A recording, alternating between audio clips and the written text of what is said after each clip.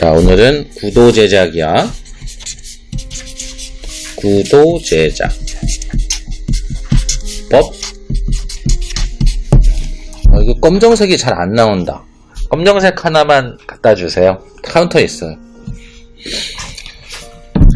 구도 제작법. 자, 요거를 하기 위해서는 여태까지 이제 배웠던 것 중에 점선면형, 명암, 색채, 질감, 공간 이런 것들 배웠었지? 그런 것들을 조형 요소라 그랬어. 그지? 조형 요소라는 것은 조형 요소. 이 조형 요소들은 디자인을 조립하기 위한 수단이야. 수단이 아니지. 재료야, 재료. 디자인을 조립을 해서 만들어내서 그림을 이제 그려야 되는 건데, 그 재료에 해당하는 것들이 조형 요소고, 거기에 해당하는 거는 다 알고 있잖아. 점선면형, 명암, 색채, 질감, 공간. 이걸 다시 한번 나눠줄게. 헷갈릴 수 있으니까. 시각 요소, 꾸밈 요소. 이거 처음부터 틀렸어. 꾸밈 요소, 시각 요소, 상관 요소. 꾸밈 요소, 점선면. 말 그대로 그림을 꾸며지게 하는 요소야. 그치? 그렇다면 다시 한번 생각해봐. 점선면은 그림에 있어서 메인인가? 아니지. 메인이 아니야. 몸통이 아니야. 얘네는 그냥 양념이야. 따라서 그림을 그릴 때 제일 먼저 시작해야 되는 것은 꾸밈 요소가 아닌 거지. 그러면 뭔가? 시각 요소에 뭐가 있나? 형은 이제 형태. 그 형태를 말하는 거고, 가로 열고 입체, 형태, 명암, 색채, 질감. 자, 이런 것들이 있다 그랬어. 그리고 상관 요소에 공간이라는 게 있다 그랬지? 근데 이 공간만 있는 게 아니라 여기서 확장해서 위치, 방향, 그리고 중력이라든가 뭐 여러 가지가 또 상관 요소로 만들어질 수 있는데, 그 중에서 제일 핵심인 게 공간인 거지. 위치나 방향이나 중력이나 이런 것들도 역시나 공간을 좀 나타내기 위해서 존재하는 것들이거든. 근데 뭐 상관 요소는 말 그대로 하나 갖고서는 해결이 안 되는 거야. 하나 갖고서 공간이 어떻게 나와? 하나 갖고 위치가 어떻게 나와? 그런 거지. 그래서 상대적으로 A와 B를 견주어 봐서 앞이다, 뒤다, 무겁다, 가볍다, 뭐 왼쪽에서 오른쪽으로 왔다, 이런 것들을 알아낼 수 있는 게 상관 요소라고 하는 거야. 자, 그럼 봅시다. 시각 요소는 어디에 상관이 있는 거냐면, 이게 바로 주제와 관련된 거야. 주제. 대부분 주제 때문에 생기는 일을 너희가 그리는 거거든. 그래서 시각 요소는 주제와 관련이 있는 것이고, 상관 요소는 주제 이외의 것이야. 주제만 있는 게 그림에 주제만 있는 게 아니잖아. 부주제도 있고 소주제도 있고, 그리고 또 다른 것들도 있지. 그런 것들을 보통 이제 상관 요소에 집어넣어서 하는 거고, 그 다음에 점선면은 뭐냐면은, 이 점선면은 포장을 할 때도 그냥 묶어만 놓는 게 아니라 리본이라도 하나 달아주고 그러지. 그런 거는 다 꾸며지는 거라고. 더 예뻐 보이려고, 더 효과적으로 보이려고. 그래서 주제를 꾸며주기 위한 꾸밈 요소와 주제에 해당하는 시각 요소, 그리고 전체적인 화면의 구성에 해당하는 상관 요소로 이루어져 있다 이거지. 알겠어요? 자, 이게 이제 너희가 여태까지 배웠던 것들이야.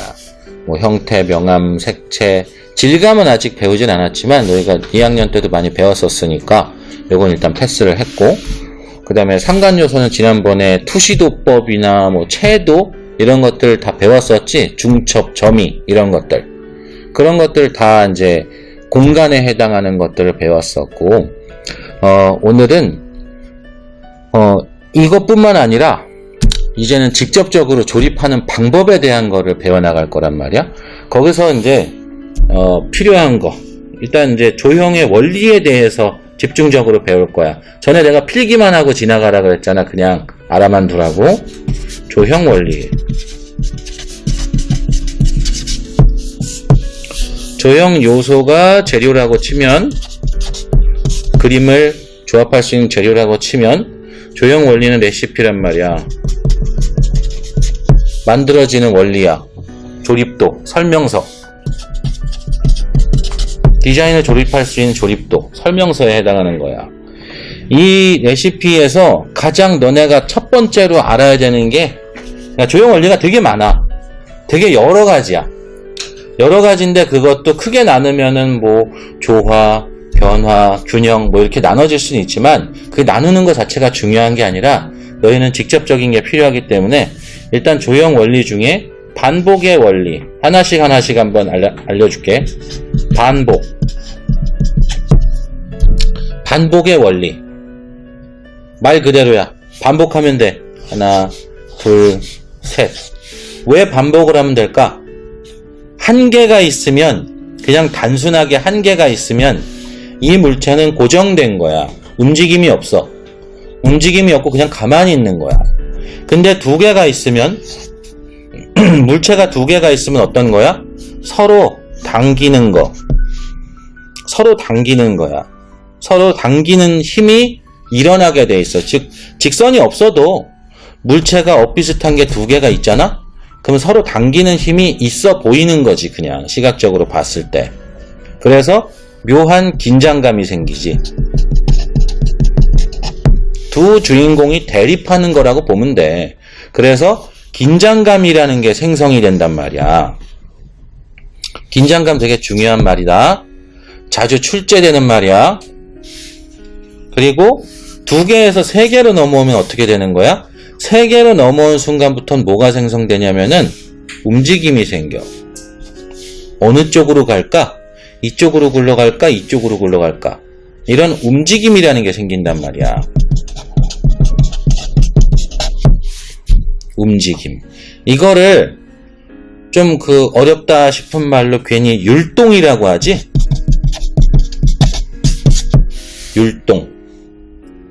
율동이라고 합니다. 율동과 리듬이라고 하는데 율동과 리듬은 같은 말이야. 자, 반복을 통해서 두 개 하나만 놔두면 그냥 위치만 딱 거기에 있는 거, 존재하는 거, 그게 되는 건데 두 개가 되면 긴장감이 형성이 되고 세 개 이상이 되면은 움직임이 나타난다. 이게 이제 기본적으로 반복의 원리를 사용한다라고 하는 거야. 그렇지? 요거까지는 되게 쉽잖아. 그리고 두 번째는 변화.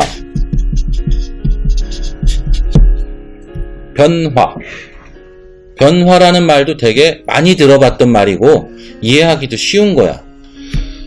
변화라는 것은 어떤 게 변화가 조금이라도 바뀌면 다 변화야. 근데 그 변화에도 정도가 있을 거 아니냐. 중요한 건 그 정도라니까. 얼만큼 변화를 했는가. 그게 중요한 건데 일단 제일 시각적으로 봤을 때 제일 크게 변하는 건 뭘까? 외형이 변한다거나 그런 거지. 색깔이 변할 수도 있고 명암이 변할 수도 있고 다 변할 수가 있는데 제일 좋은 거는 이 손이 까만 손이 되고 흰 손이 되는 게 아니라 이렇게 바뀌는 거라고. 가위바위보. 외형적으로 바뀌는 변화가 가장 큰 변화야. 그래서 일단 변화의 기준을 모양으로 한번 잡아볼게. 그러면 큰 게 점점 작아질 수도 있고 작은 게 점점 커질 수도 있잖아. 이것을 점이라 그랬지? 그라데이션, 점이. 점점점 커지고 점점점 작아지는 거. 그래서 점층 혹은 점강이라고 얘기를 했었잖아. 이것도 많이 들어봤던 내용이지? 원래 구도 제작에는 너희가 전제 조건을 다 배운 거라 그랬잖아. 그래서 다 들은 것 같은 그런 단어나 말들이 하나씩 다 나올 거야. 그걸 종합적으로 지금 하고 있는 거야. 자, 변화. 모양에 대한 변화가 있을 수도 있고 색상에 대한 변화가 있을 수도 있지. 파란색 원이 빨강색 원으로 바뀌었다. 이것 또한 변화겠지. 그지? 그리고 명암도 마찬가지겠지? 명암도 밝은색 원이 검정색 원이 됐다. 즉 변화는 너무 다양해서 뭐라고 정의를 내릴 수가 없어. 그냥 바뀐 거야. 바뀐 거. 근데 이제 생각해보자. 변화라는 거는 왜 주는 건데 왜? 변화를 왜 주는 거야? 변화의 목적은 뭐야? 그래, 이유는 그거 하나야. 이유는 딱 하나밖에 없어. 재밌으려고. 그림을 재미있게 만들려고. 변화의 목적 자체는 재미야. 변화가 없으면 재미가 없다는 거지. 반복적인 게 뭐가 재밌냐? 너희가 주말을 좋아하는 이유가 그거지. 매일매일 학교 가다 보니까, 매일매일 미술학원 와서 이런 이론만 듣고 있으니까 지겨운데 주말에는 너희 맘대로 할 수 있잖아. 그게 변화잖아. 그래서 주말을 좋아하는 거지. 그리고 매일매일 입던 옷도 사실 내가 좋아서 산 옷이잖아. 근데 옷 사러 가면 다 이뻐 보이고 다 갖고 싶잖아. 사갖고 와서 한 달만 입어도 지겹고, 그지? 그래서 변화라는 거는 언제나 필요한 거예요. 언제나. 그래서 변화는 굳이 말을 하지 않아도 그림에서 변화는 많으면 많을수록 좋은 거지. 응? 다다익선? 뭐 그런 거야. 그래서 변화는 앞으로 너희를 제일 괴롭히면서 제일 즐겁게 할 게 이 변화의 원리야. 자, 이 변화까지는 그림에도 그냥 지금 내가 순서대로 지금 하고 있는데 그림에 필수적으로 들어가야 하는 것부터 지금 얘기하고 있는 거다. 반복이 필수적으로 필요하고 그 다음 변화가 필요한 거야. 자, 그 다음 뭐가 필요하냐면 비례가 필요해. 자, 변화를 주기는 주는데 변화를 주기는 줄 건데 이 변화를 주는 것 자체가 항상 가장 어려운 게 대충 혹은 그 정도 아니면은 적당히 되게 어려운 말들이야. 그거 대충 이만큼 키우면 되겠다. 그 정도만 키우면 돼. 적당히 키워. 이런 것들 있잖아. 적당히 어둡게 해. 적당히 어떻게 해. 이런 것들 있지? 그런 것들을 말하는 거야. 이런 말들 자체가 굉장히 어려워. 근데 이거를 앞으로는 비례적인 거를 기준으로 해서 수치적으로 너희한테 얘기를 하려고 그래. 이런 수치가 너희와 나한테 약속이 없으면은 아무렇게나 하게 되거든. 응? 자, 그럼 봅시다. 그래서 비례 중에서 지난번에 채도에 대한 것도 한번 배웠었지? 응? 그런 것들 다 사전에 약속을 해놨잖아. 그러면은 일단은 비례는 그냥 이렇게 생각을 하면 돼. 크고 작고. 제일 중요한 게 그거야. 크고 작고. 무엇에 비해서 크고 작고야. 그러면 생각해보자. 내가 예를 들어서 100kg라고 치자. 내가 100kg라고 치고 누군가가 80kg라고 치자.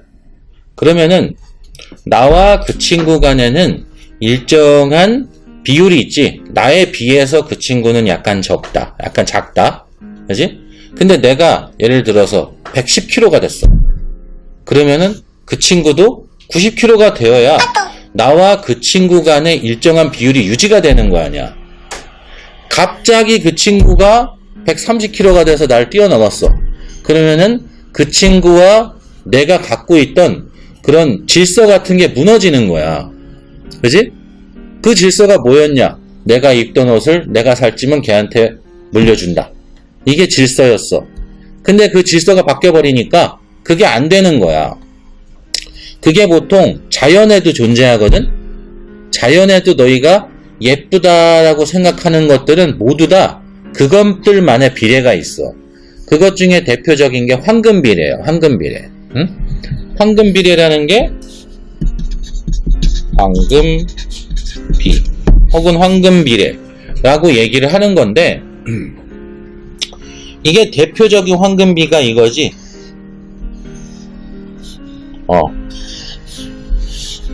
정사각형 여기와 여기 모두 다 같은데 대각선을 그대로 똑같이 이동시키면은 이렇게 해서 비율이 바뀐다. 이게 몇 대 몇이었더라? 1대 몇이었지? 1대 몇이요? 1대 1.618? 맞나? 아무튼 1대 1.618이래. 자, 이런 황금비가 존재하는데 이거 너희가 제일 많이 본 게 책이야. 책 자체가 황금비로 돼 있어. 그럼 황금비는 왜 있는 거냐? 제일 흥미롭기도 하고 제일 보기 편안하다는 뜻이야. 이게 뭐 기가 막히다, 다른 것들을 압도한다, 이게 아니라 그냥 인간이 느끼기에 보기 편안한 그런 비례를 뜻하는 거야. 그거 이제 황금비거든. 그래서 책이라든가 과거에는 모니터에 많이 썼었어. TV 화면, 모니터가 대부분 이런 황금비를 이용을 했었다고. 근데 최근 들어서는 많이 달라졌지? 최근 들어서는 이제 그 16대 9인가? 그렇게 해서 좀 비율이 많이 달라졌거든? 근데 그건 그거고, 우리는 이제 정통적인 그런 황금비를 기준으로 해서 먼저 배워볼 건데, 자, 이런 일반적인 황금비도 있고, 전에도 한번 얘기했다가 지나간 건데, 피보나치 수열.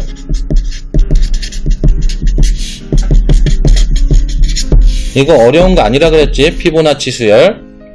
절대 어려운 게 아니거든? 자, 써볼게. 1, 2, 3, 5, 8, 13, 21, 34. 여기까지만 쓸게. 더 쓸 필요도 없어. 피보나치 수열은 뭐냐면은 앞에 거랑 그 다음 거랑 더했더니까 1 다음엔 1이고, 앞에 거랑 그걸 더했더니 이거랑 이걸 더하니까 이거랑 이걸 더하니까 요거 두 개 더하면 이거 두 개 더하면 이거래. 그럼 이거를 왜 배웠냐면은 뒤에 숫자를 앞에 숫자로 나눠보니까 숫자가 커지면 커질수록 이거에 수렴하는 거야. 1대 1.618에 수렴하는 그런 숫자들의 배열을 말하는 거야. 근데 이걸 누가 발견했는지 정확히 기억은 안 나는데, 아무튼 피보나치가 발견했나? 이거 사람 이름인가? 수학 아니니까 잘 모르겠는데, 이게 자연에 있어. 자연에 이게 진짜 있는 거라서 그래. 그러니까 예를 들어 꽃잎의 개수라든가 아니면 솔방울의 뭐라 그러지? 아무튼 잎사귀 같은 것들, 그것의 개수라든가 해바라기의 그 씨의 개수라든가 이런 것들이 그냥 생겨나는 게 아니라 피보나치 수열에 따라서 생겨나는 거야. 그러니까 잎사귀가 한 개냐, 두 개냐, 세 개냐, 다섯 개냐 이런 식으로 늘어난다는 거지. 그래서 이게 요상해서 분석해 봤더니 이런 이상한 비율을 가지고 있다는 거야. 왜 그런 걸까? 왜? 그건 나도 모르지. 그건 나도 몰라. 아무튼 우리는 보통 이런 수치를 가지고 있는 그런 물건들에서, 이런 비례를 가지고 있는 물건들에서 예쁨을 느꼈고 안정적인 거를 느꼈다는 거지.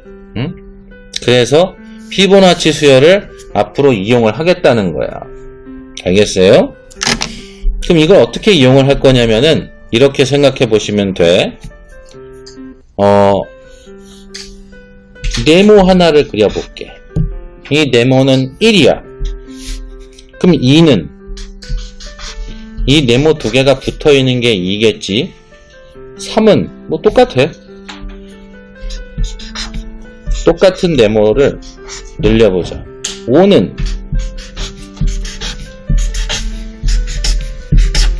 8은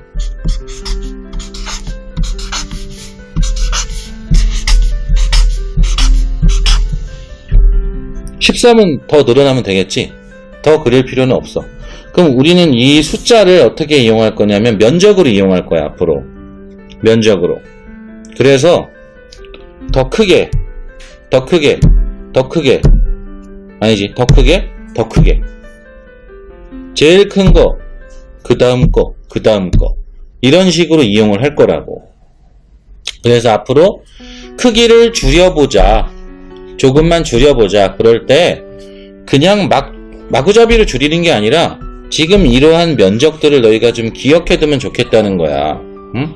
이거보다 이만하게 줄이면 되겠구나. 그리고 또 이럴 때도 있지. 반복을 할 때, 변화를 줄 때 얼마만한 크기로 점점 줄일 거냐는 거지.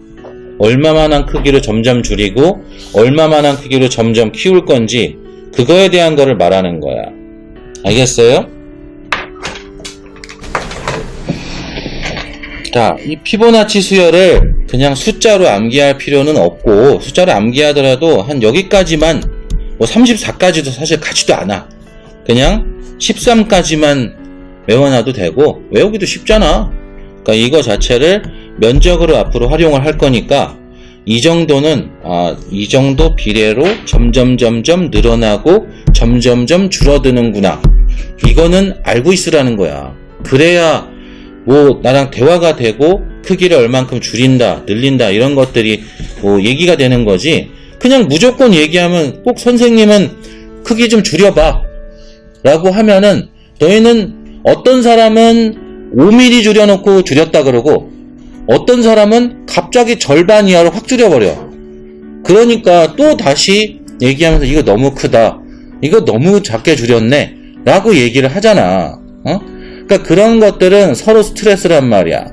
너희도 스트레스고 가르치는 나도 스트레스야. 그러니까 이런 약속을 하자는 거야. 근데 그 약속을 할 때 기준이 필요해서 피보나치 수열을 가지고 온 거야. 그리고 이거는 대부분이 황금비라고 인정을 해주는 그런 숫자기 때문에 이걸 이용을 하는 거지 괜히 가지고 온 게 아니야. 알겠어요? 자, 그러면은 일단 비례라는 것까지도 알게 되었습니다. 그리고 조금 더 덧붙여서 설명을 하자면은 지금 이거를 내가 1부터 시작해서 덧붙이는 방식으로 나갔잖아. 왜 그랬냐면은 아까 이 시각 요소가 주제라고 얘기했는데 주제 자체는 1개, 2개, 3개 이렇게 1개로 돼 있는 게 아니라 2개, 3개, 4개 이렇게 여러 가지가 군집돼 있으면서 들러붙어서 주제군이 되는 거란 말이야. 주제는 집합이야, 집합. 단 한 개로 주제가 되는 경우에는 어떤 경우가 있냐면 그 물건 자체가 굉장히 복잡하고 그리기도 어렵고 근데 재밌게 생긴 거. 예를 들면 뭐가 있냐면 모형 비행기 같은 거. 모형 비행기는 그리기도 어렵지만 그려놓으면 그거 자체로서 재미가 있기는 해. 그래서 단 한 개로도 주제가 될 수는 있겠지만 보통은 생각해봐라. 이런 컵이 나왔다. 재밌어? 재미가 없어. 그러니까 컵에다가 이런 펜도 올려보기도 하고 그리고 다른 이런 휴대폰도 가지고 와서 받침대로 놓기도 하고 이런 몇 가지 조합을 통해서 너희가 주제네 하고 그려놓는 거잖아. 왜? 모양이 재미가 없으니까. 얘도 모양이 재미가 없으니까. 얘도 재미가 없어.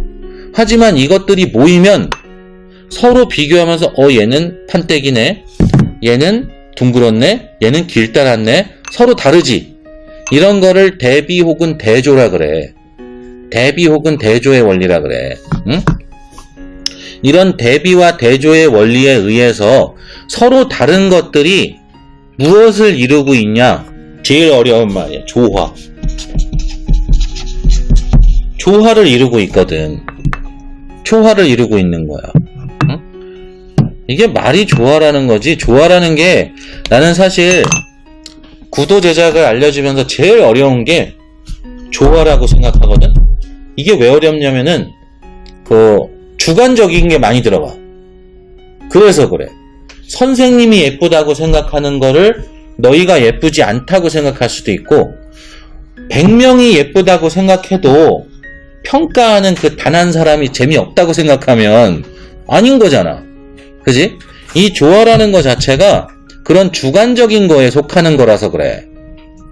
그래서 이게 접근하는 거 자체가 좀 어렵기도 하고 확실히 무엇이 100% 예쁘다 이런 것도 없어.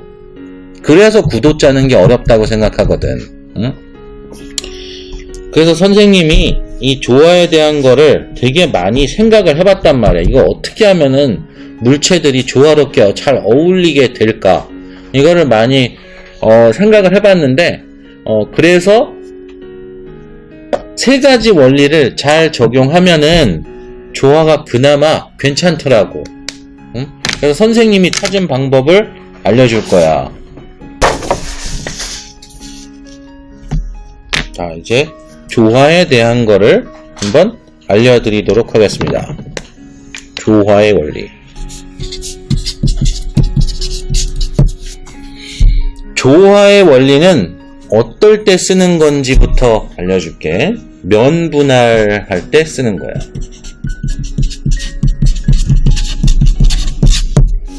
근데 이 조화가 면 분할할 때 쓴다. 이거는 글쎄 뭐 다른 데선 어떻게 가르칠진 모르겠지만 내가 찾은 방법이고 이게 100% 맞는 건 아니겠지만 지금까지 적용해 보면서 별로 틀렸다는 생각을 해본 적은 없어. 그림을 많이 그려왔고 많이 지도해 봤는데 그림이 잘못 나온 경우가 없었어. 오히려 이것을 잘 안 지키니까 그림이 이상해져. 그림의 밸런스가 안 맞는 거야. 적어도 균형은 맞아야 될 거 아니냐. 그림에서 한쪽으로 치우치면 안 될 거 아니야. 치우친 그림은 호불호가 심하게 갈리거든. 예를 들어서 그림 전체에 빨강색을 다 싹 다 발라버렸어. 왜? 나는 강조를 하고 싶었다. 그래서 빨강색을 싹 다 바를 수도 있지.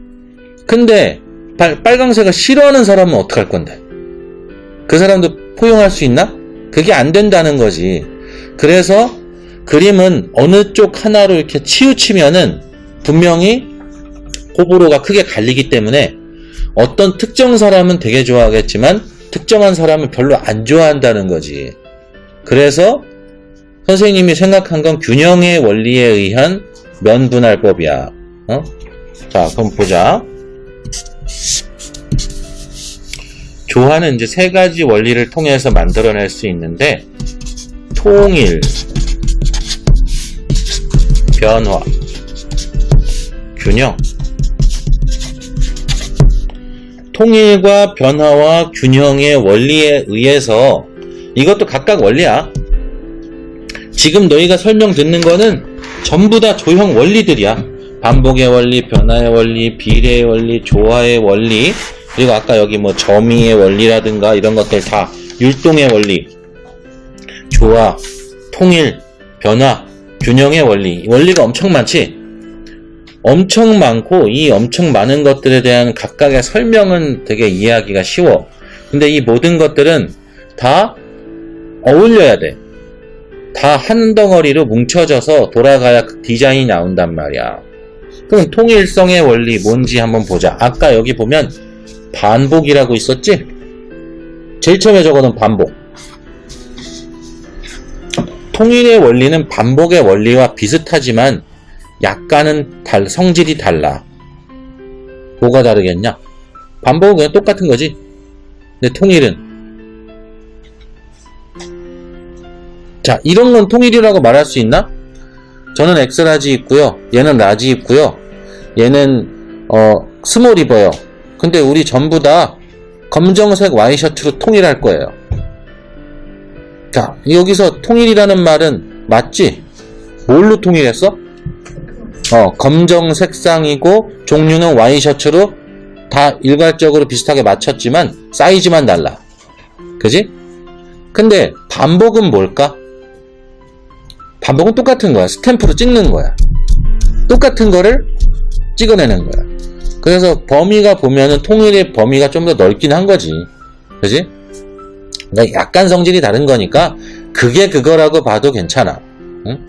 그러면 우리가 지금 조화라는 거를 통해서 면분할을 하려고 하는 거고, 이거가 너희가 배우는 구도 제작의 주제부를 예쁘게 그리기 위한 가장 핵심적인 방법이라고 보면 돼. 주제를 예쁘게 그리기 위한 핵심적인 방법이야. 그리고 좀 이따가 뭐 2부에서 할지도 모르겠는데 율동의 원리에 의한 제작, 그게 이제 공간을 예쁘게 분할하기 위한 방법이고, 지금은 주제를 예쁘게 꾸미고 면을 분할하기 위한 그런 방법에 해당하는 거야. 되게 이론 되게 간단해. 보자. 통일은 그냥 자, 일단 똑같이 동그라미 3개를 그렸다. 이러면 통일이 된 거야. 변화는 색깔 이런 거, 명암 이런 거 따지기 전에 외형이 가장 중요하다 그랬잖아. 외형부터 따져보자. 크기를 다르게 했어. 변화가 생겼지. 첫 번째 건 변화가 없었지. 지금 두 번째 거는 변화가 생겼어. 그래서 점점 작아지게 지금 가고 있다. 반대의 경우도 상관없어. 어떤 경우도 상관없어. 자, 근데 여기서 이제 이렇게 되면 어떻게 될까? 네모랑 세모랑 동그라미로 그렸어. 이렇게 되면 어떻게 되는 걸까? 통일성이 생기나 안 생기나? 통일성이 되게 약해지지. 변화는 분명히 더 커졌어. 변화는 커졌는데 외형 자체가 바뀌었으니까. 근데 통일성이 약해지는 거야. 그러면 통일성이 약해지면 그림이 어떻게 되는데? 통일성이 약해진다. 그럴 때 그림은 어떻게 돼?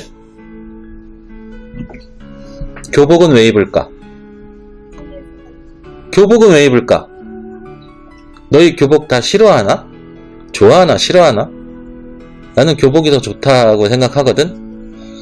교복을 입는 것 자체가 통일성을 유지하려고 하는 거고, 통일성을 유지하면 뭐가 거슬리지가 않는 거지. 무엇이든. 누군가는 비싼 옷을 잘 입고 다닐 수 있고, 누군가는 집에 돈이 없어서 비싼 옷을 못 사 입어. 그럼 서로 간의 격차를 느낄 수 있잖아? 근데 교복으로 싹 다 통일해버리면은 그 격차가 없어지는 거지. 그지? 그래서 통일성의 원리를 유지하다 보면은 정신사납고 거슬리는 게 사라지는 거야. 즉, 보기가 편해진다는 거지. 보기 편안함. 이런 것들은 다 필기 꼭 해주세요. 통일성의 원리를 강조하면 보기가 편해진다. 변화의 원리를 강조하면, 그러니까 통일성이 떨어지면 그건 보기가 불편해지는 거겠지. 이거 화살표가 잘못되어 있네. 변화가 커지면 어떻게 될까? 즐거워짐. 변화가 커지면 즐거워지고. 자, 그러면은 항상 우리는 보기는 편안한데 재미가 없는 거를 원하는가? 그건 아니지. 즐겁기만 하고 어수선한 거 이것도 아니잖아. 편안한 와중에 재밌기도 하고, 재밌다가 다시 편안해지기도 하는 그런 것들을 가장 추구하잖아. 누구나 다 원하는 거. 그걸 맞춰주는 게 균형이라는 거지. 균형의 원리야. 균형의 원리는 그냥 간단히 생각하면 돼. 대표적인 균형. 시소. 자, 조금 더 크게 그려볼게. 큰 것. 큰 것보다 작은 것을 어떻게 하지? 큰 거, 작은 거, 더 작은 거지, 지금. 큰 거, 중간 거, 작은 거라고 얘기할게. 그럼 큰 거보다 조금 작아진 중간 거는 무엇의 원리에 의해서 작게 하면 되나? 피보나치. 피보나치에서 배웠지? 그래서 이거를 그냥 단순하게 5라고 생각해봐. 그럼 그 다음 거는 3 정도의 크기로 그리면 되는 거야. 3 정도의 크기로 그리면 된다고. 물론 범위가 벗어날 수는 있어. 하지만 대략적으로 이 정도로 그리면 된다는 거지. 자, 요 두 녀석이 왜 이래? 이만큼만 더 키우자. 어쩔 수 없이 9가 됐네. 그럼 얘도 그렇게 하자. 요 두 녀석이 시소를 타는데 받침점의 역할을 하는 이 작은 녀석. 이 녀석이 어디 있냐는 거야. 이 녀석은 분명히 큰 녀석과 가까이 있을 거야. 얘가 5고 얘가 3이면 얘는 이 정도 돼야 되니까 이거보다 조금 더 커지겠네. 이렇게 해서 크기를 수정을 하면 되겠지. 그지? 피보나치 수열을 배웠으니까 그러면 얘가 갑자기 이만하게 그려지면 돼? 안 되겠지? 그러면은 변화가 부족해지잖아. 변화가 적어지잖아. 변화가 적어지면 재미가 없어지고, 변화가 너무 크면 어수선하니까 항상 적당한 게 좋잖아. 거기서의 그 적당함을 피보나치로 찾으려는 거야.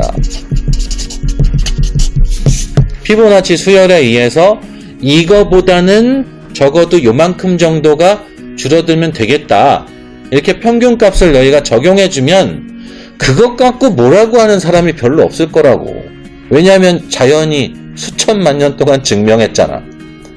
자연이 그걸 만들어냈으니까 누구 하나 토달 사람이 없는 거지. 그지? 그래서 5대 3대 2 정도로 하거나, 아니면은 좀 이런 사람도 있을 수 있잖아. 저는요, 시각적으로 봤을 때 더 자극적인 걸 그리고 싶습니다. 좀 더 자극적인 걸 그리고 싶어요. 그럴 수도 있잖아. 그럴 때는 배율을 좀 더 크게 만들면 돼. 그러면은 하나가 8.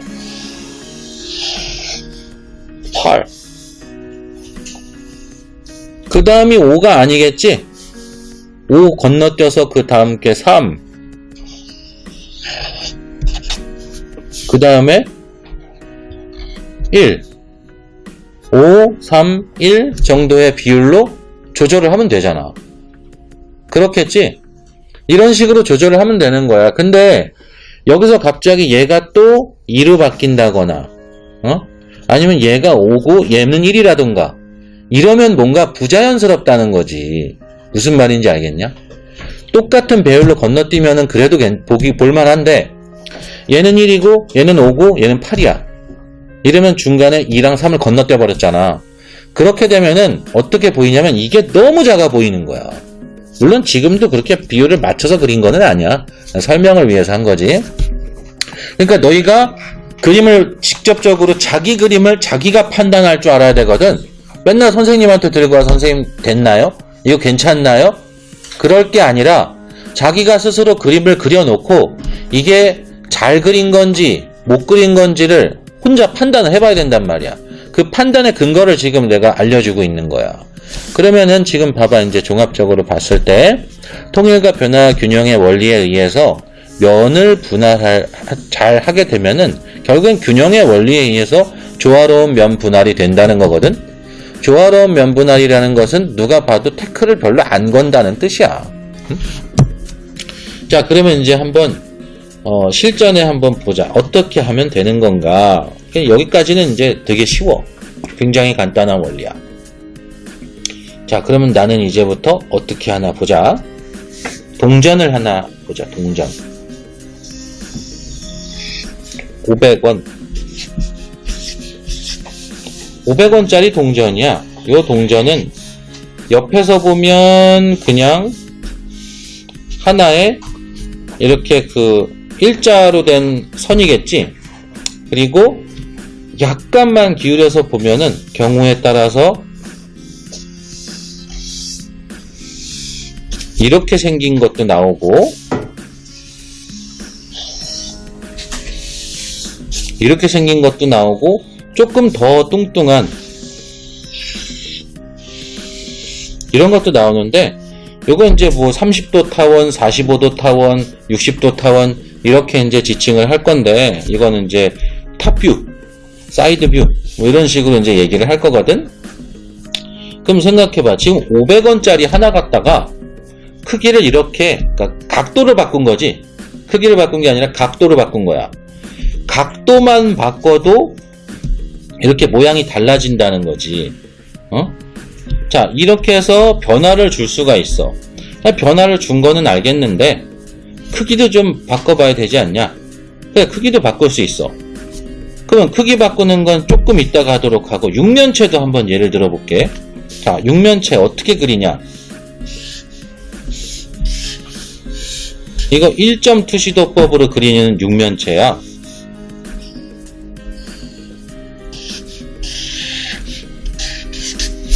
자, 지금 이 육면체는 1.2시도법으로 그렸지만 3.2시도법으로도 이렇게 그릴 수 있어. 3.2시도법으로도 이렇게 나와. 응?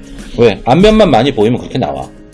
그럼 이거를 지금 왜 얘기했냐면은 이 앞면의 사이즈와 윗면의 사이즈와 측면의 사이즈 요것의 각각 비례를 보자는 거야. 비례. 큰 거, 중간 거, 작은 거로서 통일과 변화와 균형 뭐 네모난 거에서 뭐 약간 사다리꼴로 바뀌긴 했지만 그건 어쩔 수 없는 거고 크기가 점점 작아지는 데 있어서 이런 네모를 너희가 제일 많이 그려. 육면체 그려봐라, 주사위 그려봐라 하잖아. 거의 대부분이 이거 그려. 이렇게 해서 여기 뭐 하나 그리고 이렇게 그리고 뭐 하나 둘 셋 넷 이렇게 해서 그려. 형태를 이렇게 그려낼 수도 있겠지. 근데 이렇게 그리면 요면과 이면과 이면이 다 1대 1대1 정도의 비율이 돼버리잖아. 그렇다면 또 세 개가 되게 뭐랄까 통일이 된 것 같은 그런 느낌만 드는 거지. 그래서 통일감이 높아지면은 보기 편안하긴 하지만 단점은 지루하다는 거겠지. 그래서 이렇게 그리면은 재미가 없는 거야, 재미가. 응? 그러면 재밌게 그리려면 어떻게 그리면 되냐? 앞면을 혹은 윗면을 혹은 옆면을 더 많이 보이게 하고 특정한 면도 또 보이게 하고 또 어떤 면은 좀 더 작게 보이게 해가지고 좀 변화를 주자는 거지. 말 그대로 변화를 주어서 한쪽 면은 크게, 뭐 어떤 면은 작게, 어떤 면은 더 작게 해서 처음에 이 형태를 볼 때부터 약간 다른 느낌을 주자는 거야. 응? 근데 너희가 진짜 아무 생각 없이 그냥 그리잖아? 100% 이렇게 그린다니까? 다 주사위 그려보라면 다 이렇게 그려놔. 그리고 그림을 조금 더 배우고 좀 익숙한 사람들은 이렇게 그릴 때도 있기는 있어. 근데 그런 사람들은 보통 알고 그렸다기보다는 그냥 처음 그려봤던 주사위가 이런 모양이었어서 그 기억 때문에 이렇게 그린다고. 근데 이거를 그냥 처음부터 5대 3대 2의 비율로 가장 넓게 중간톤 중간면 그 다음에 작은 면 이렇게 해서 그림을 그려가자. 이렇게 해서 할 수 있단 말이야. 응? 그럼 얘네들도 잘 생각해봐. 얘네들도 잘 생각해보면은 이 면적에 따라서 결정되는 옆면이 있어. 여기. 이것에 관련된 비율도 좀 생각해봐야 되는 거 아닐까? 그냥 무작정 500원을 그린다 이게 아니라 모두 다 계획적으로 들어가는 거거든. 자, 그럼 동전과 주사위와 하나만 더 해보자.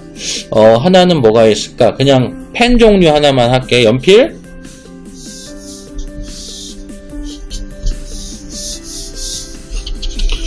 자, 연필 이렇게 했어. 정면으로 보면 그냥 육각형이겠지? 정면으로 보면 원형 아니면 육각형 뭐 이렇게 돼 있을 거야. 자, 근데 이거를 연필을 굳이 틀어서 자, 이렇게 해서 그릴 수도 있겠지. 이런 식으로 해서 연필을 그릴 수도 있고 즉 투시를 주었다. 투시를 줘서 그릴 수도 있고 뭐 측면으로 그릴 수도 있고 정면으로 그릴 수도 있어. 이렇게 해서 세 가지의 물체를 지금 봤는데 문제는 각각 하나씩 따로 그리는 게 아니라 이것들을 조합해서 주제를 만들어낸다는 거 아니야. 그럼 그것들이 얘는 원형이고 얘는 길다란 형태고 얘는 주사위 형태지만 각각이 다른 외형을 가지고 있지만 이것들을 뭉쳐서 하나의 주제군으로 만들어냈을 때 조화로운 주제가 되냐 안 되냐 그걸 말하는 거야 지금. 그럴 때 이 원리를 한번 사용해보자 이거지. 한번 그럼 사용해보자.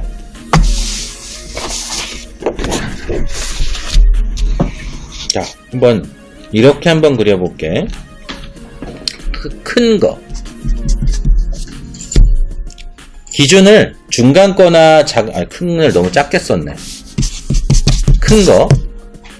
큰 거를 먼저 기준으로 잡고 나는 그림 순서가 그래.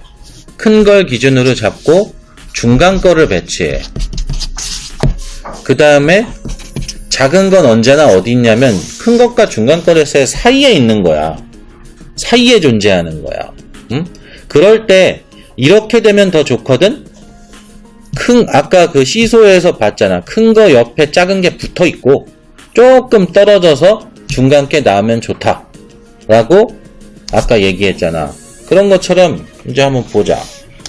큰 거 중에서 큰 거를 나는 동전으로 한번 설정을 해볼게. 아니다, 동전 말고 주사위로 할까? 뭘로 할까? 둘 중에.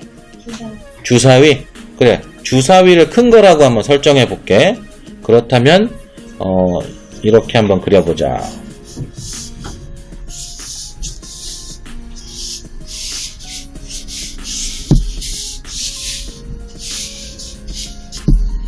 자, 주사위를 하나를 그렸어. 뭐 동그라미는 어떻게 배치되든 그거는 별로 중요하지 않고 내가 중요하게 생각하는 거는 이 외형 자체가 하나의 큰 것이라는 거지. 얘는 큰 거야. 그럼 그 다음에 나는 중간 거를 찾으면 돼. 혹은 반대로 찾는 경우도 있어. 중간 거를 먼저 찾고 큰 거를 나중에 찾을 때도 있어. 응? 근데 이게 어떤 차이가 있냐면 내가 그림 그릴 때 보통 중간 거는 잘 안 잘리게 그리고 큰 거는 잘리게 그려. 화지에서 잘린다는 거는 이렇게 그린다는 거야. 그러니까 큰 거는 보통 잘라서 그리고 중간 거는 잘 안 자른단 말이야. 왜 그러냐면 큰 거는 이 큰 거를 다 화지 안에 다 들여오려면은 도화지가 너무 낭비가 심해. 그리고 큰 것만 계속 그리기에는 좀 너무 시간도 오래 걸리기도 하고 재미도 없어 사실. 너무 커서. 그래서 나는 중간 거나 작은 거에 집중하는 편이야. 그래서 일단 큰 거를 이렇게 배치했다고 치자. 그 다음에 똑같은 이 녀석으로 중간 사이즈를 한번 배치해 볼게. 근데 배치를 할 때 어떻게 할까? 일단은 여기다 한번 해볼까?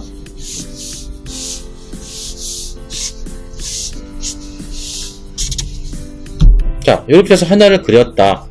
이거를 지금 큰 것과 이 중간 거를 그릴 때 배치 자체가 약간 떨어뜨려서 처음부터 시작을 했지. 물론 붙여서 할 수도 있었겠지만 떨어뜨린 이유는 처음에 내가 말해줬던 시소의 원리에 의해서 큰 거 옆엔 작은 게 붙어있고 조금 떨어져서 중간 게 있으면 더 좋으니까. 그러면 여기다가 작은 거를 한번 배치해보자. 이번엔 어떻게 그려볼까? 그냥 편하게 그려보자.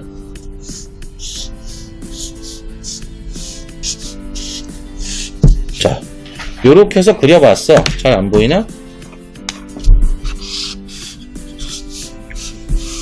일단 러프 스케치로서 요렇게 한번 그려봤어. 지금 큰 거 그렸고 중간 거 그렸고 작은 거 그렸고 비례로 따져서 한번 볼까? 대충 이게 몇 개가 들어가나? 하나 들어가는 것 같고 2개 들어가는 것 같고 3개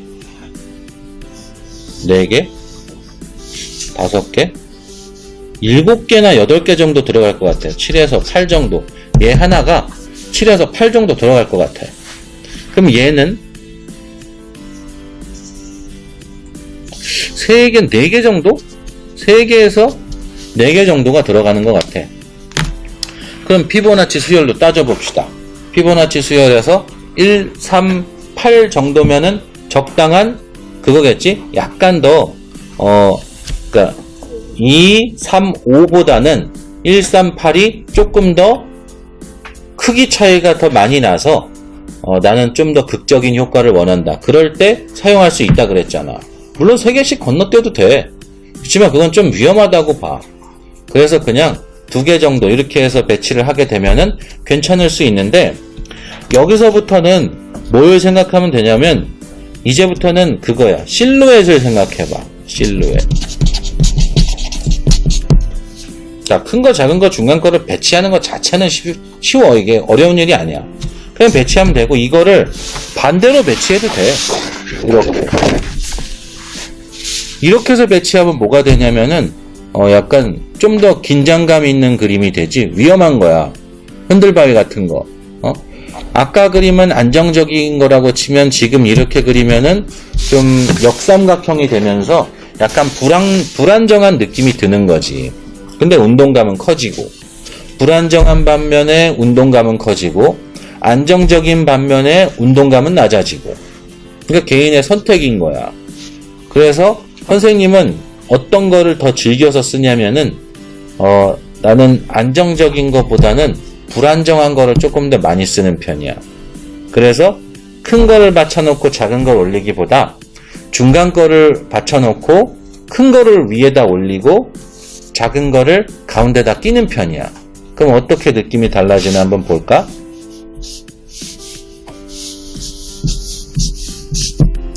중간 걸 너무 크게 했나? 아, 이거 쟤 아니야?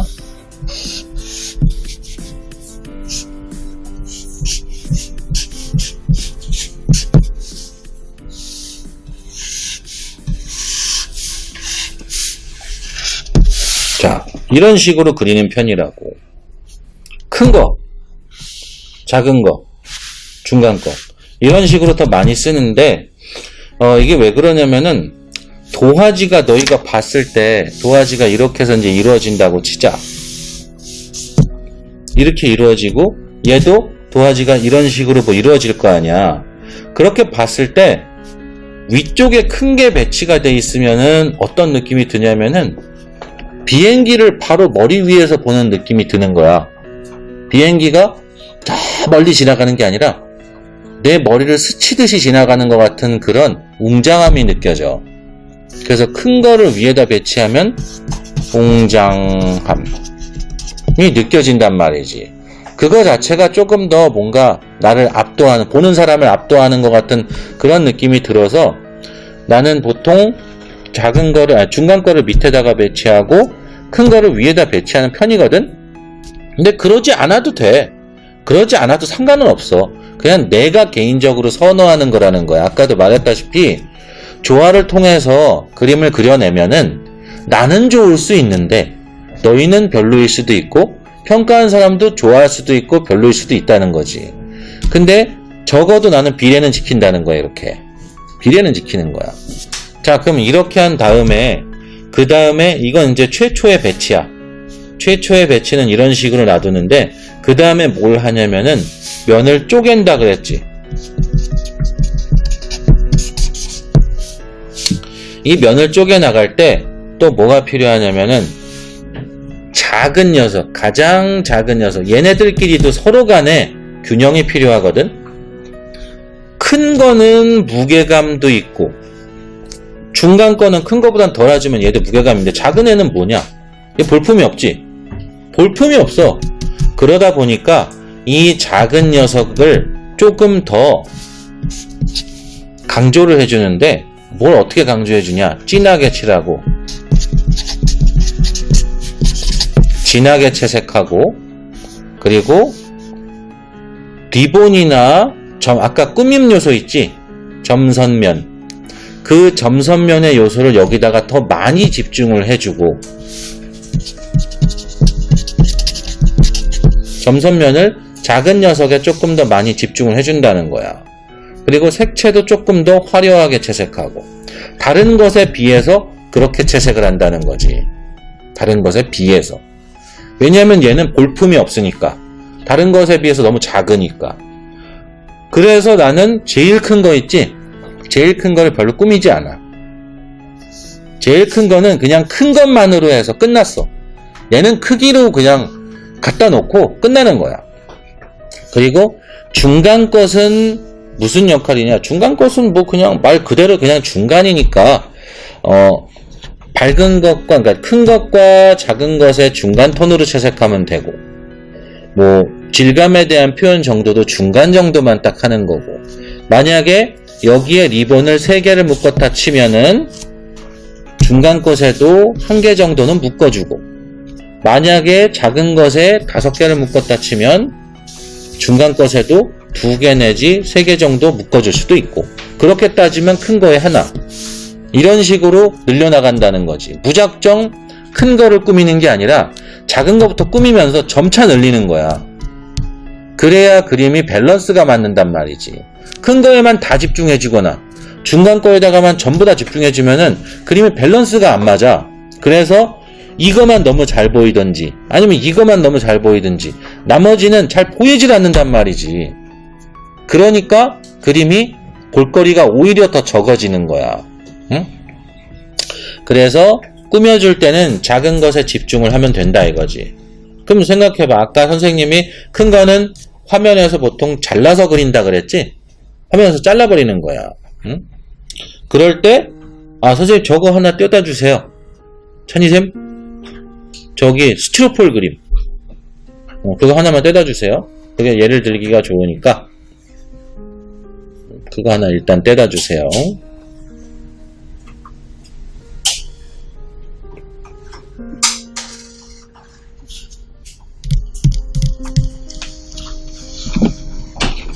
그림을 몇 개 미리 떼어놓을 거 그랬나?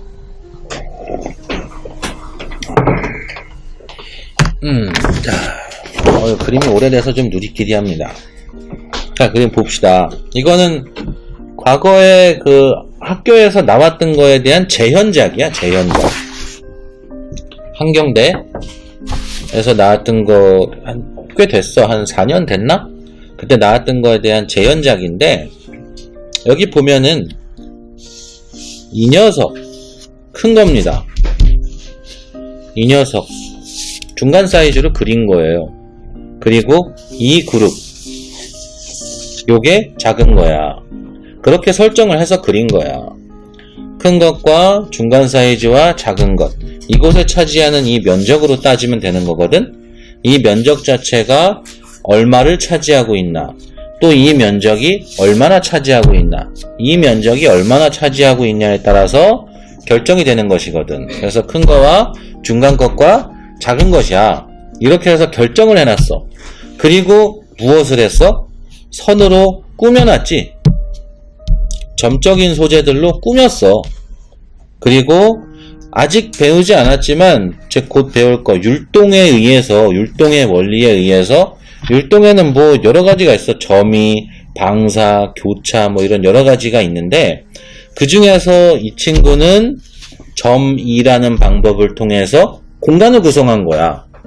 점이를 통해서 공간을 구성했고, 주제부는 큰 것, 작은 것, 중간 것, 즉 조화롭게 통일변화 균형의 원리에 의해서 조화로운 주제부 구성을 해놨고, 그리고 율동감을 통해서, 율동감을 할 때도 특히나 점이라는 방법을 통해서 구성을 해놨잖아.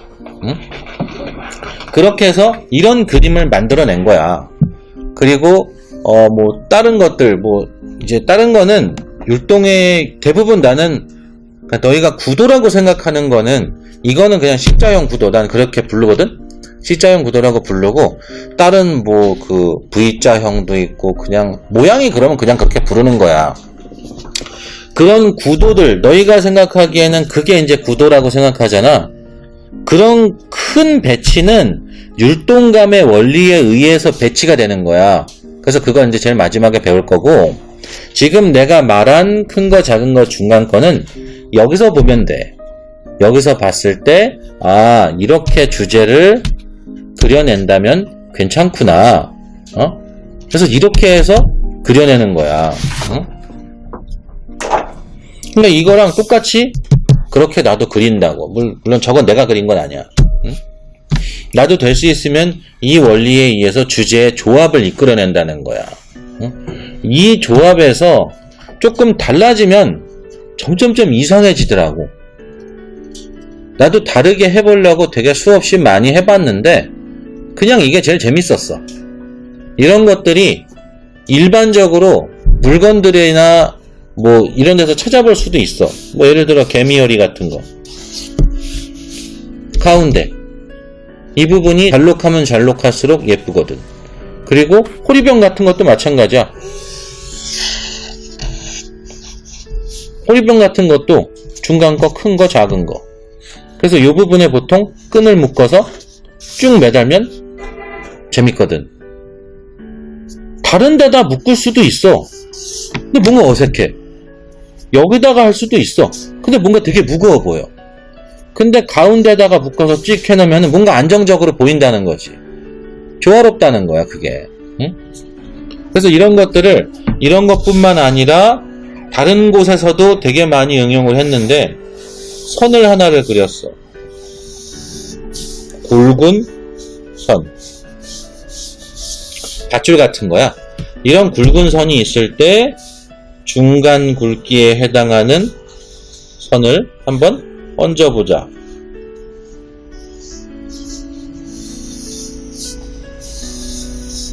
이런 식으로 세트로 많이 꾸몄단 말이야. 이럴 때 정말 작고 가느다란 것들을 이런 데서 와서 띵,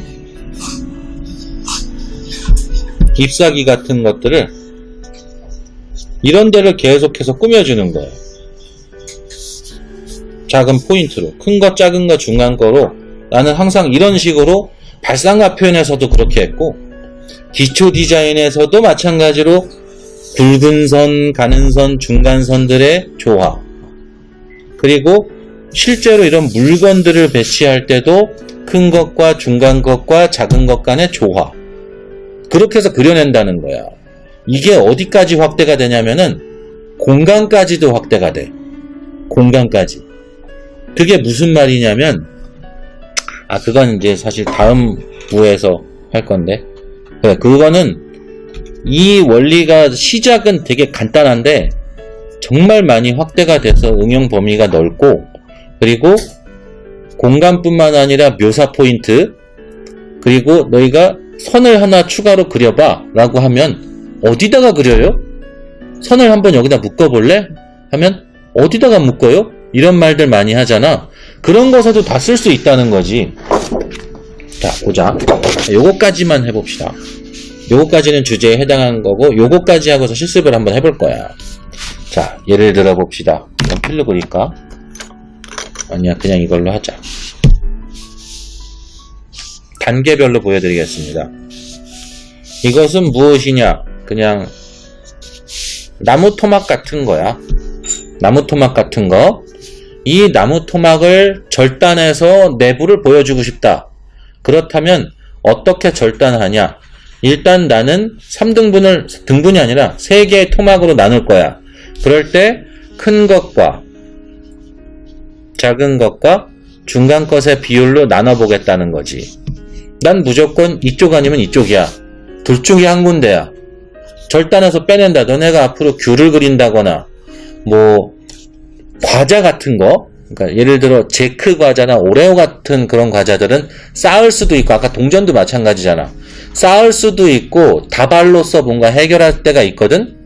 그렇게 다발 그릴 때 너희 반드시 이런 날이 올 거야. 어? 지금 이 나무 토막을 자른다면 나는 이곳을 잘라서 어떻게 배치를 해 놓을 거냐면은, 큰 거를 일단 이렇게 해서 잘라 놓고, 중간 거를, 작은 거겠지? 작은 토막을 잘라서 요렇게 해서 배치를 해 놓고, 약간 떨어져서 중간 토막을 이렇게 그려 놓을 거야. 난 이렇게 그려 놓을 거라고. 이게 내가 그리는 기본적인 방법이야. 그래서 나는 물체를 보자마자 잘할 수 있다, 이런 생각이 들잖아. 난 그럼 무조건 이렇게 배치해. 여기서 조금 더 진화한 거. 어떻게 진화를 하냐면, 똑같아. 이렇게 해서 하는데 비스듬하게 잘라보는 거야.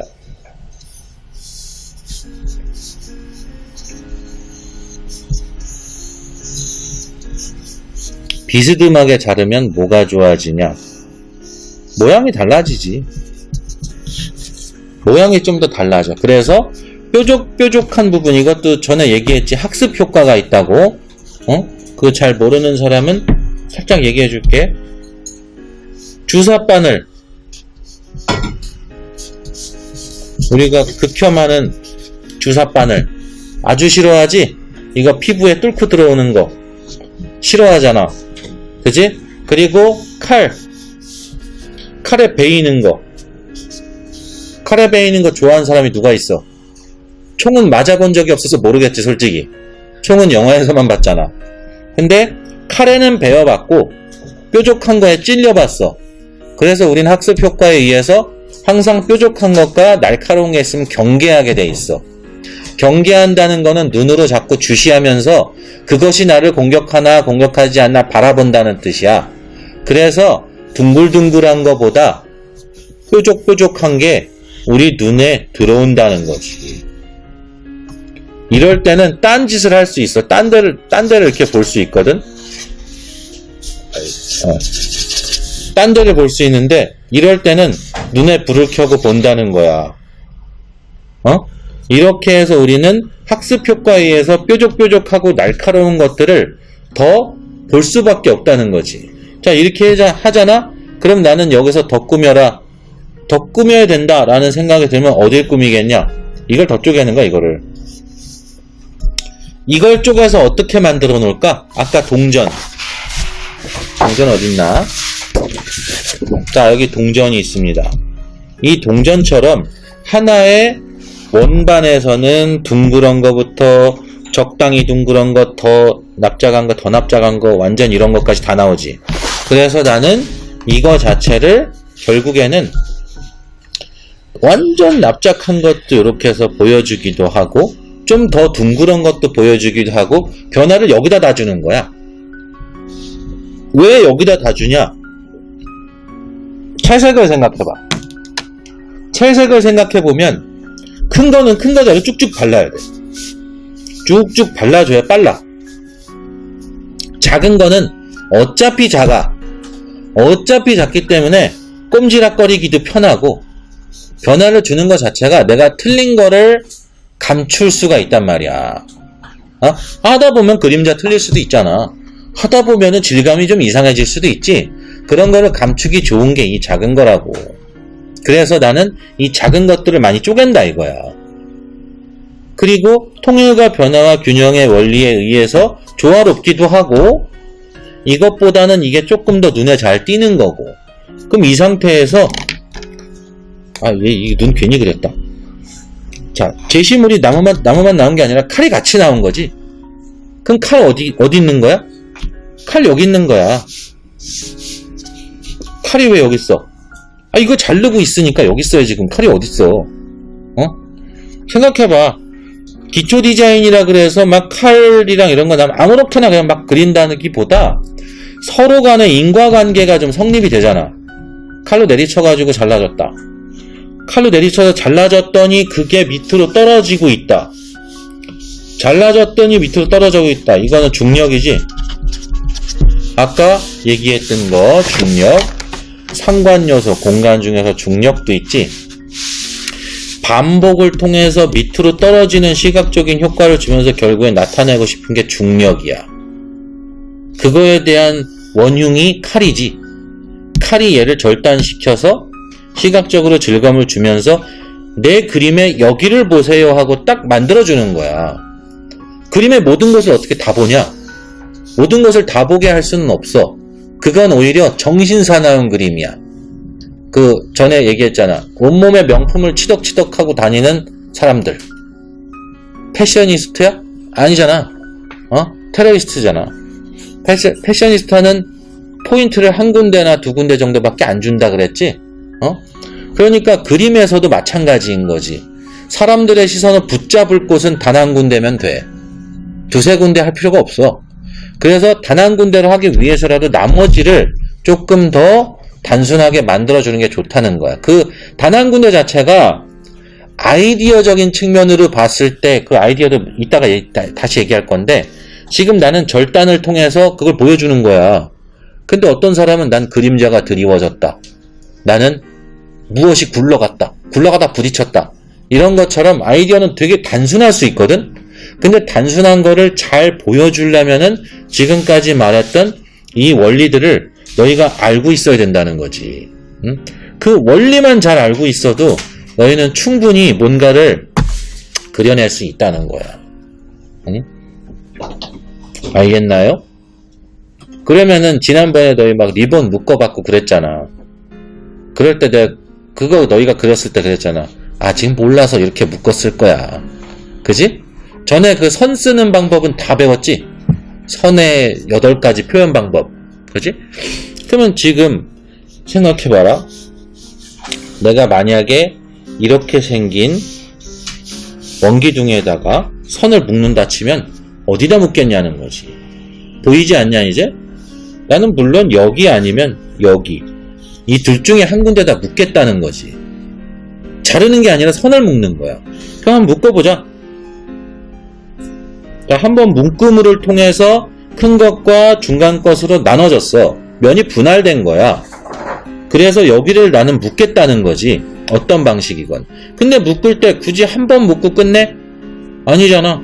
작은 것은 기왕이면 닫아있기 전에 그냥 많이 하면 할수록 좋아. 그래서 한 번 더 이렇게 해서 묶어봤고, 그리고 여기서 이렇게 나가서 이렇게 이어지는 게 좋겠다는 거지. 응? 자, 이렇게 해서 많이 해줬어. 그랬더니 중간 곳에도 뭔가 하나를 치고 나갈 수 있을 것 같은데, 그럴 때 생각해봐라.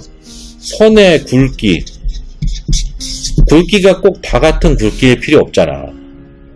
그래서 여기다가 또 굵은 선을 해버리면 어떻게 되겠냐? 얘가 다 가려지겠지?